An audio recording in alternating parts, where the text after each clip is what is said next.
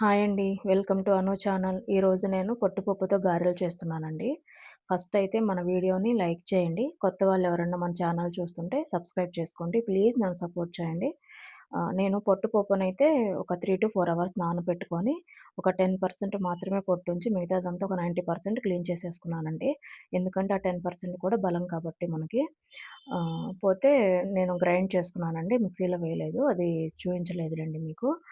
ఆహ్ పిండినైతే గ్రైండ్ చేసుకొని, దాంట్లో ముందే తరిగి పెట్టుకున్న ఆనియన్స్, ఆహ్, పచ్చిమిర్చి, అల్లం మిక్సీ పట్టుకొని పేస్ట్ చేసుకున్నాను. అది, కొత్తిమీర, కరివేపాకు 2 తరిగి పెట్టుకొని అవి వేసి కొంచెం సాల్ట్ ఏసి కలిపి పెట్టుకున్నాను. ముందే ఇవన్నీ కలపటానికంటే ముందే బాండీ పెట్టేసి ఆయిల్ పెట్టానండి. వేడవుతది కదా ఆయిలని. దాంట్లో ఇలా ఒక్కోటొక్కోటి ఇలా గారెలు చేసి యేసుకున్నాను. నేనైతే లావుగా చేయనండి. వడల్లాగా చేయను. ఈ పొట్టుపప్పుతో గారెలు క్రిస్పీగా రావాలంటే ఇలా కొంచెం పలచగానే చేస్తాను. హ్మ్.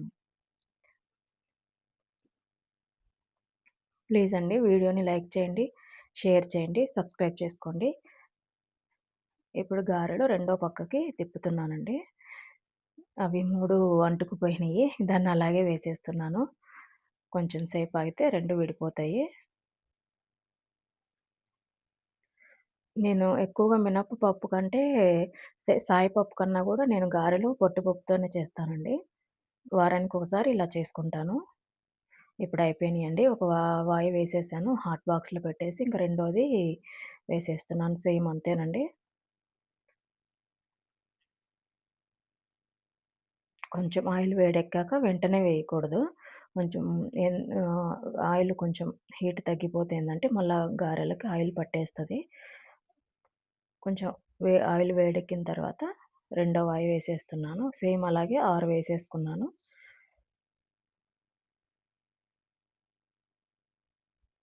మళ్ళా అన్నీ తిప్పేసుకుంటున్నానండి అంటుకోకుండా.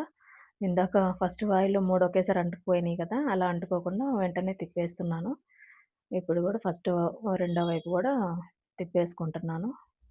అయిపోయినియండి గారెలు. రెండో వాయి కూడా అయిపోయింది. ఈరోజు చికెన్ కర్రీ గూడా చేశానండి. అది చూయించలేదు. గారెల్లోకి చికెను పులుసు బావుంటదని అది గూడా చేశాను. ఇప్పుడు ప్లేట్‌లో సర్వ్ చేసేటప్పుడు మీకు చూపిస్తున్నాను. గారెలు విత్ చికెన్ పులుసు సూపర్ కాంబినేషన్ అండి. బావుంటది. మేము ఎక్కువ దోసలు, చికెను కర్రీ తింటాము. దాని తర్వాత ఇదేనండి. మంచి కాంబినేషన్ బావుంటుంది. మీరు ఒకసారి ట్రై చేయండి. Thank you for watching.